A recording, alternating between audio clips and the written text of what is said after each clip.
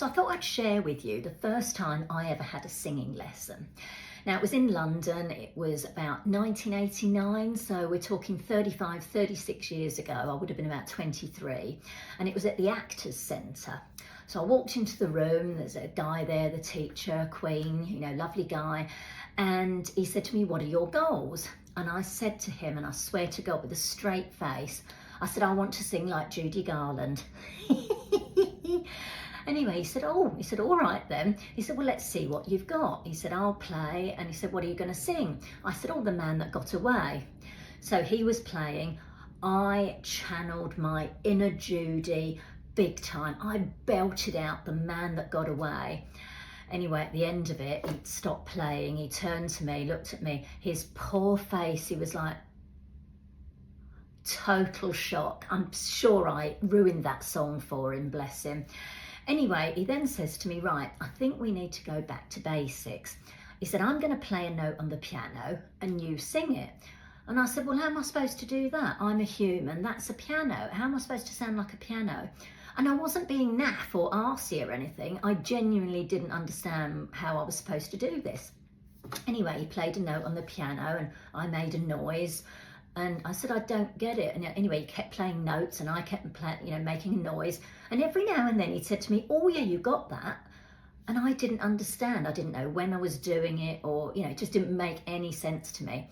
Anyway, I decided after that first lesson that learning to sing was way too much like hard work. So I stopped. But it's interesting now, and I am having singing lessons now. I've just started having singing lessons. I've just had a few with the fabulous Mary Kiani, and I'm loving it. She's so fun and makes it entertaining. But what I have found interesting is that since learning to play the piano, every now and then I can play a note on the piano, and if I let it play for just a split second and then sing or make a noise, I can occasionally get in tune with it. The piano and I become one. Now, it doesn't always work, and I can't control when it's going to happen or if it's going to happen. In fact, I'll try it now. It's probably not going to work, but look, we'll have a go. We'll try this C note.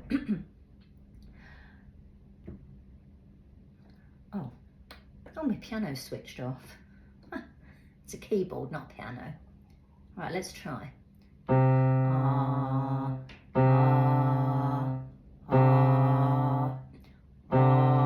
See, it's not working. I knew it wouldn't when I'm recording.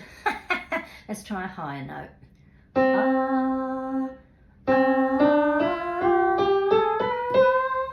Yeah, I don't know. Oops. It happens occasionally, but I just thought it was interesting that all these years later, I finally understand what it's like to be in tune with the piano. So it just goes to show you can teach an old dog new tricks. Oh, and if anyone's listening to that and says, "Oh, don't insult yourself by calling yourself an old dog," that's not an insult. Dogs are lovely, old dogs are lovely, so it's all good.